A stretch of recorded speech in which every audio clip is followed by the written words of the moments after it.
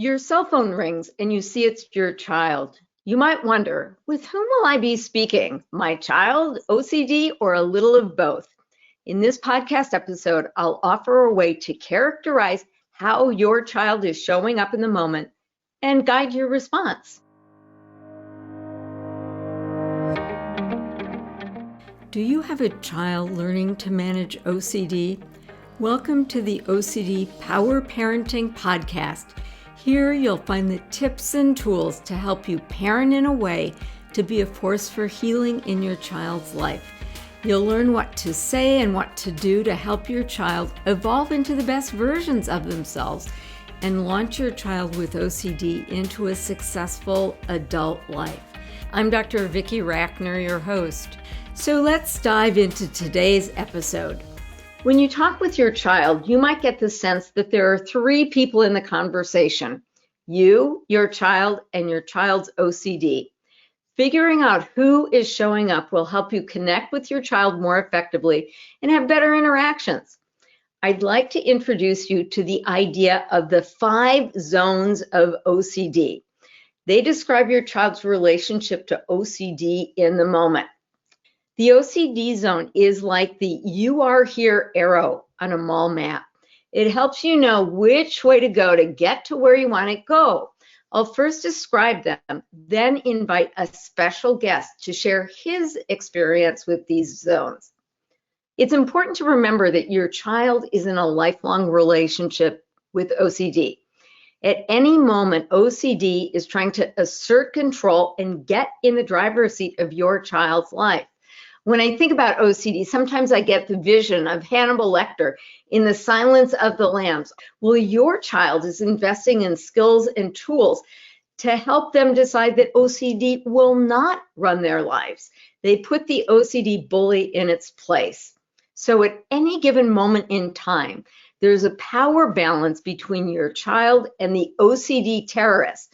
I find it helpful to think about these different OCD zones.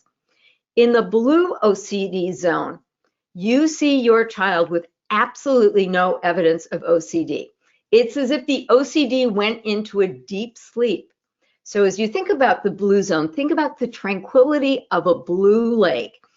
You and your child would love to spend as much time as possible in the blue zone. In the green zone, your child has just waged a battle with OCD and triumphed. Now, each green zone victory sets the stage for more victories. In the yellow OCD zone, your child has the awareness that a thought could be OCD, but they're not sure. So you might get calls from your child saying, "Hey, I just want your opinion. I have this thought and I think it might be OCD. What do you think?" They're usually right. A very challenging part for your child might be distinguishing a normal thought from an OCD thought. In the orange zone, your child and your child's OCD are wrestling for power. When your child is in the orange OCD zone, it kind of could look like sleepwalking. They might be going about their days, they might be going to class, they might be having dinner with you, but you're just not really sure if your child is there or not.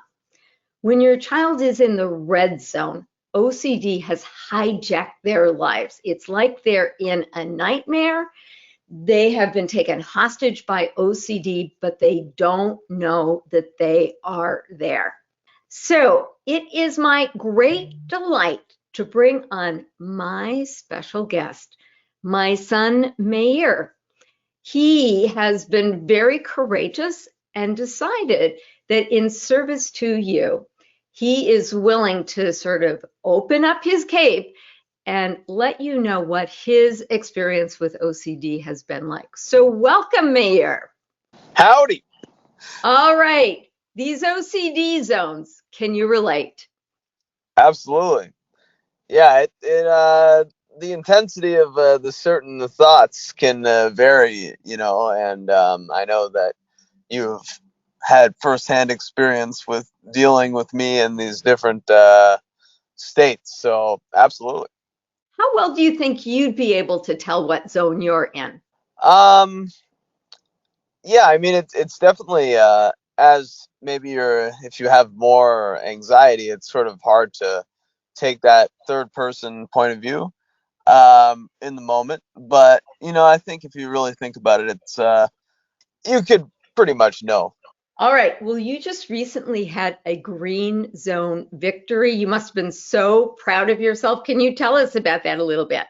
This incident you're talking about, yeah, it happened like a few weeks ago, and I was over at somebody else's house who I'm not very close with, and I was trying to do some work for them, and it was sort of like I wasn't totally present because it's like this sort of anxiety is on my mind.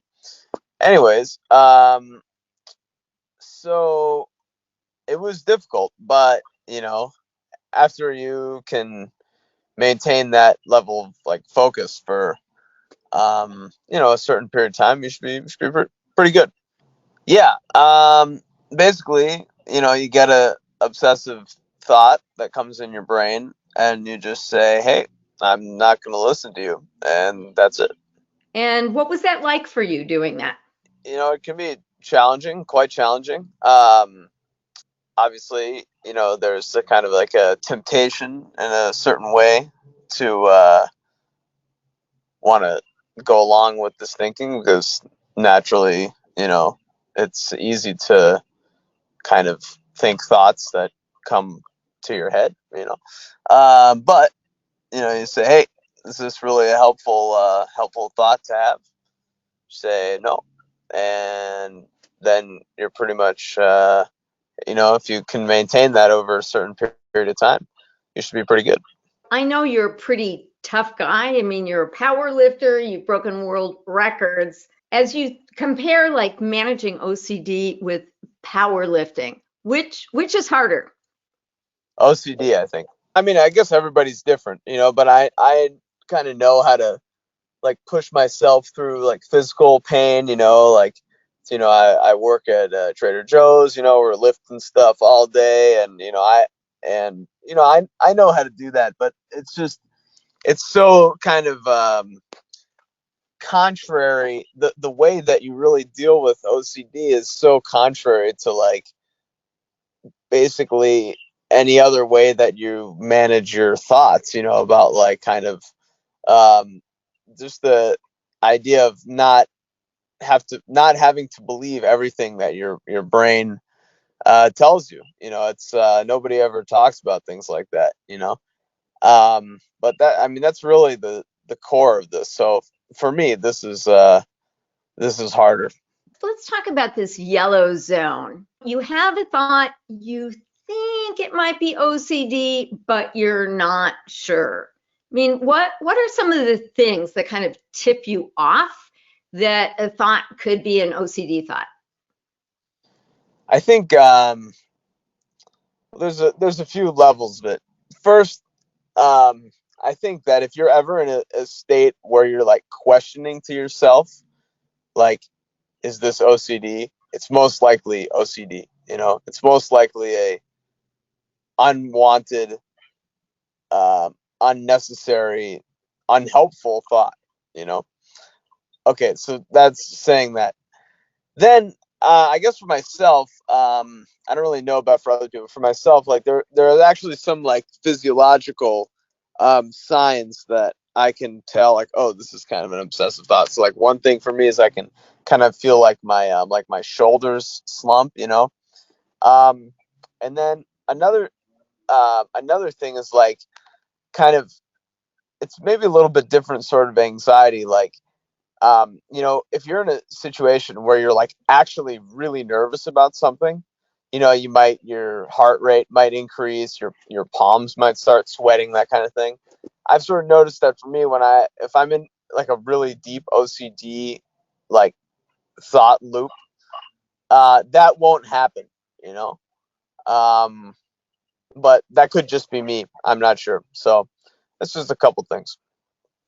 You know, it's interesting, Mayor, because I can usually tell when you're sort of in OCD physiology, like I get this sense in the pit of my stomach, And it's kind of interesting that that both of us are talking about sort of physical signs. So tuning into our bodies can offer these clues about OCD. Yeah. Yeah. All right. What about this red zone where you have been hijacked? What is that like for you? Yeah, I guess the overall feeling there is kind of the world feels like it's coming to an end, yeah, sort of like whatever thing that you're obsessing about, it's sort of like everything is coming to a close, things are crashing down around you, metaphorically speaking, and it's sort of like hopeless almost, like it's and for me, when I know that, like, you know if I'm in that kind of state, well, I mean, this isn't just like, oh, this started happening to me yesterday or whatever, right? I have some experience with this, but if I ever feel like that kind of intense sort of thinking, like, unless you've done something heinous, like you've murdered somebody, like that's just not a realistic idea of life, So that's a tip off for me to be like, all right, this is an OCD kind of thought, So when you're in the red zone, like, is there a part of you that has the insight that, okay, the world really isn't coming to an end? Yeah, I think like this I guess you just sort of, try to reason through this, like, all right, what have I actually done here? Like, you know, if you haven't done something horrible, then you shouldn't expect like such horrible consequences, It's just not how things work. So yeah, that's basically how I would reason through. All right. So do you have any advice for parents who are there when their kids are in the red OCD zone? I would say just like try to anything you can do to just try to calm down and maybe do some deep breathing exercises, just try to like not focus on this, because and just remind our kids, like, hey, I know that you're in this state right now, but you give it some time. It might be a few hours, which is good, still painful, might be a day, really painful, might be even more than that, extremely painful, but this will subside. This is the nature of this illness. That's why the ERP therapy is that's the whole precedent of it, right? Like putting yourself in these high anxiety situations on purpose to be able to like withstand that and be able to know that uh, this pain of sorts will subside. So just, I think overall, reminding them, just be patient.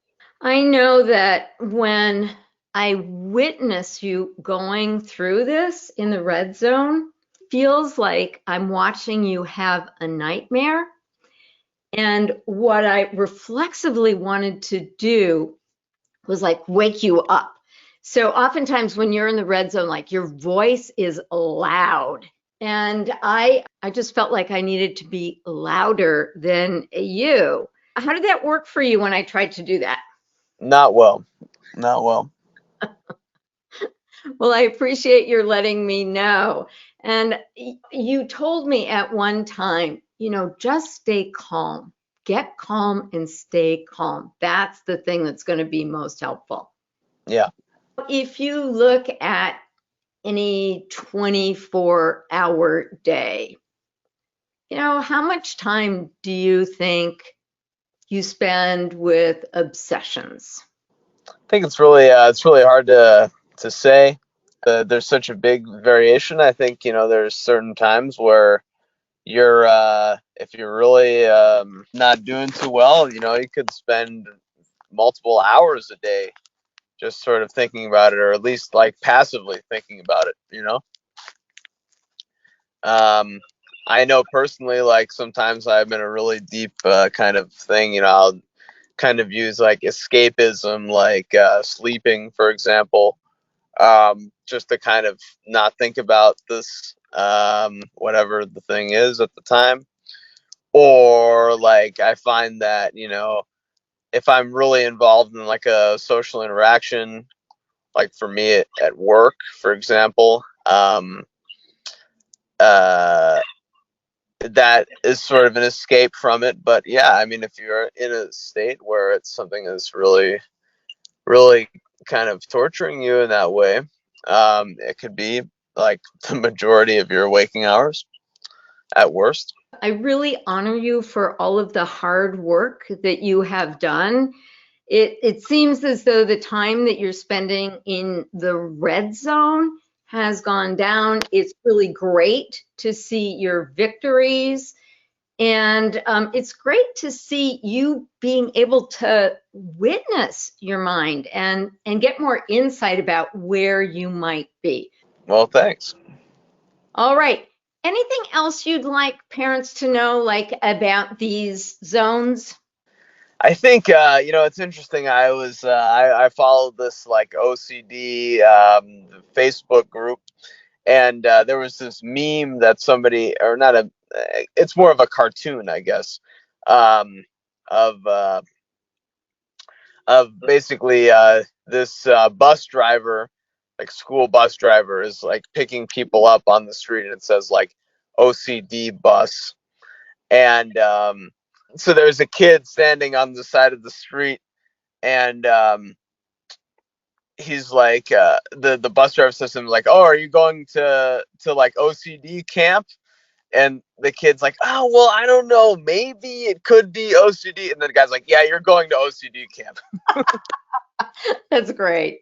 Something like something. I might have messed with the details a little bit, but that's the general idea. So kind of use this as like a metaphor, is like, if your kid, I mean, again, I can only speak for myself here, but like if the thought like crosses your mind, like, wow, is this OCD, is it not? I mean, like, who is going to answer this question? Like, you know, there's nobody that can like, you know, definitively like give you an answer, right? It's just, again, it's something that's in your head, right? So the answer, if this it crosses your mind, the answer is overwhelmingly yes. And to just work with it as if that is true, that's the best like way to go in my experience. All right. Well, thank you again for sharing your thoughts. I appreciate it. And for the podcast listeners, thank you for joining us. If you have any questions, either for Meir or for me, please feel welcome to leave them in the comments section. A lot of our content is driven by questions from you. Do you have a specific parenting challenge? Please feel welcome to schedule a 15-minute complimentary consultation with me. You have the power to be a force for healing in your child's life. You can be an OCD power parent, helping your child with confidence and competence. We're here to show you how. See you in the next podcast episode.